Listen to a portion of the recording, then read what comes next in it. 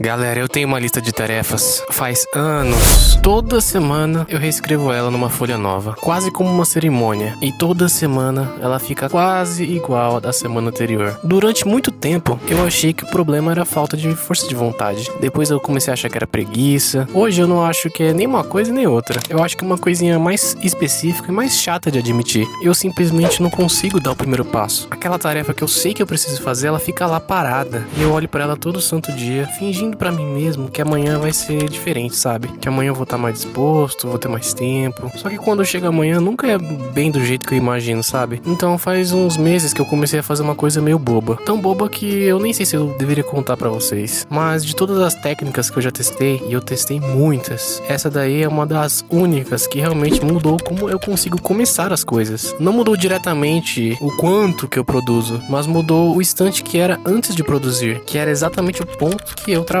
E eu chamo essa técnica de microlista. E é sobre isso esse vídeo. Qual que é o problema? Quase toda técnica de produtividade que você já viu parte do mesmo erro da raiz. Essas técnicas assumem que o problema é organização, que se você tiver o aplicativo, a planilha ou o método de priorização correto, as coisas simplesmente vão fluir e vão acontecer. Só que a organização nunca foi realmente o meu problema. Eu sei exatamente o que eu preciso fazer. Tá tudo escrito, categorizado, tem até prazo, às vezes até tem cor. Eu poderia te mostrar agora a minha lista de tarefas e ela estaria impecável no papel. Só que o problema não tá na lista. Ela tá no instante entre ler o item da lista e levantar meu corpo pra fazer alguma coisa sobre aquilo. E esse instante, eu descobri que ele tem um nome na psicologia comportamental. Eles chamam de fricção de início. Quanto maior a sua tarefa parece na sua cabeça, maior essa energia necessária pra começar. Ou seja, organizar as suas finanças é uma coisa que te trava. Escrever o relatório te trava. Só começar a estudar pra aquela prova já te trava. E não te trava porque essas tarefas são necessariamente difíceis de fazer. Elas travam porque elas são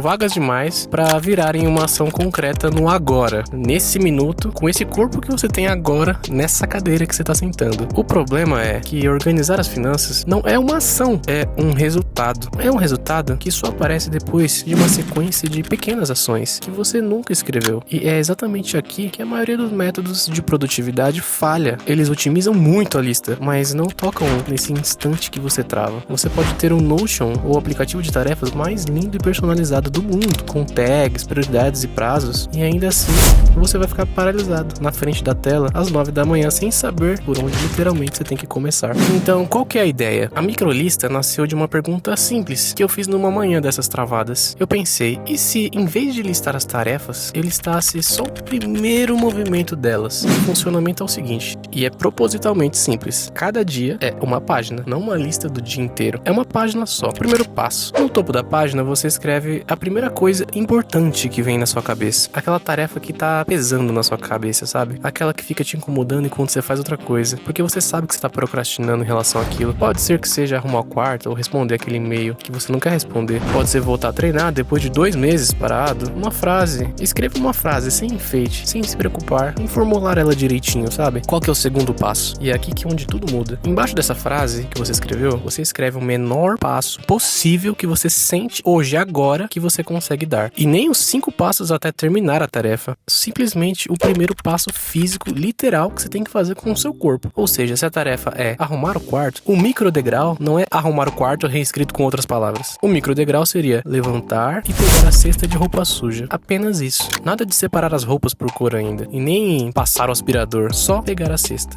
Se a tarefa é responder aquele e-mail difícil, então o micro degrau é abrir a caixa de entrada e achar o e-mail. Nem responder ainda faz parte desse micro degrau. É só achar o e-mail e deixar ele na tela. Na primeira vez que eu fiz isso, eu escrevi esse micro degrau e olhei pra ele pensando, nossa, isso é meio ridículo, né? Óbvio, qualquer criança de 7 anos consegue fazer isso. E é exatamente esse o ponto. Se o micro degrau não parece ridículo de pequeno, é porque ele ainda tá grande demais. Mas por que isso funciona? Olha, não pula o vídeo ainda. Vale entender por que uma coisa tão simples resolve um problema que planilhas complexas não resolvem. Ninguém trava na hora de fazer a tarefa. A real é que a gente trava na hora de decidir o que a gente tem que fazer primeiro. E principalmente na hora de sentir o tamanho do que está pela frente. A verdade é que o cérebro encara escrever o relatório como um bloco único, inteiro e pesado, sem divisões visíveis. E diante de um bloco desse tamanho, ele recua. Não é culpa sua, é um mecanismo de proteção. Na real, o cérebro está tentando evitar gastar energia numa tarefa que parece enorme e sem fim claro. Quando o passo é pequeno bastante, abrir abrir o documento em branco, pegar a cesta de roupa, achar o e-mail na caixa de entrada. Fazendo dessa maneira, não sobra decisão nenhuma pra você ficar travado. Não tem julgamento, não tem medo de fazer errado. Não tem a sensação de você estar assumindo um compromisso enorme. Você só faz, porque literalmente não tem nada ali que dê pra procrastinar. E aqui que tá o pulo do gato, a parte que eu mais gosto de explicar. Uma vez que você já tá de pé, com a cesta de roupa na mão, ou já está sentado com o documento aberto na tela, continuar é muito mais fácil do que começar. O corpo já está em movimento, a atenção já está ali. E aquela barreira que existia antes simplesmente não existe mais. Você não precisou de tanta disciplina para continuar, você só precisou de um empurrãozinho pequeno para sair do zero. E isso tem nome no estudo do comportamento. Às vezes chamam de lei da inércia aplicada aos hábitos. Ou seja, um corpo em repouso tende a ficar em repouso e um corpo em movimento tende a continuar em movimento. A microlista não tenta resolver a tarefa inteira e é importante deixar isso claro. Não é sobre terminar, é sobre empurrar você para fora do repouso. O resto, o próprio movimento resolve. Já tô usando esse método faz uns meses e depois que eu tentei da primeira vez, meio que sem acreditar que ia funcionar, ele funcionou muito bem, mas eu não terminei todas as tarefas do dia. Só que eu meio que fiz as pazes, que isso nunca vai acontecer. Só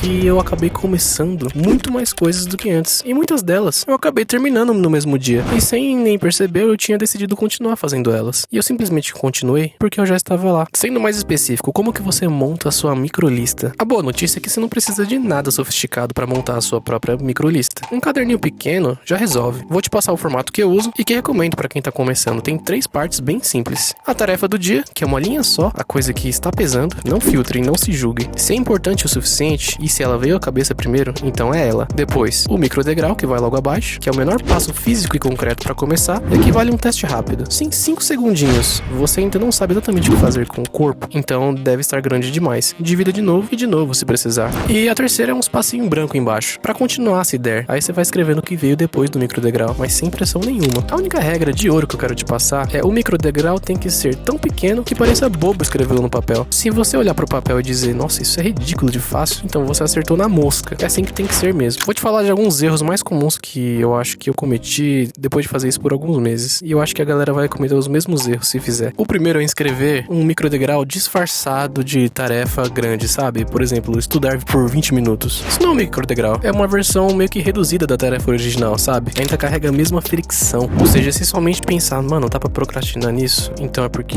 a tarefa realmente tá grande demais. O segundo erro é tentar fazer a microlista funcionar pra uma tarefa errada, sabe? Ela é ótima pra tarefas que você evita por peso emocional ou por tamanho, não pra tarefas que você simplesmente esqueceu de fazer. Utiliza a microlista pra coisas que você tá travado, que você não consegue avançar, sabe? Pro resto, se estiver tranquilo pra você, simplesmente faça. E o terceiro, e talvez o mais comum, é se cobrar por não continuar depois do microdegrau. Vai ter dia que você só vai pegar a cesta de roupa e vai parar por ali, você não vai arrumar seu quarto inteiro. E aí você vai ficar meio nervoso consigo mesmo, só que não vale a pena. Essa cobrança exacerbada é o que vai te causar mais fricção ainda, então pega leve, ok? No fim, o que eu quero te dizer é que a gente não trava simplesmente por falta de força de vontade, por mais que a cultura de produtividade insista fortemente nisso. A gente trava porque o primeiro passo geralmente não tá definido em lugar nenhum, só existe aquela tarefa lá inteira, gigante, boiando na cabeça, e gera muita ansiedade, sem gerar ação. Então fica o convite, escreve aí o microdegrau, só o de hoje, não pensa no resto da lista. E galera, se vocês gostaram do vídeo, por favor, se inscreve, dá um like aí, tamo junto, beleza? Tchau, tchau!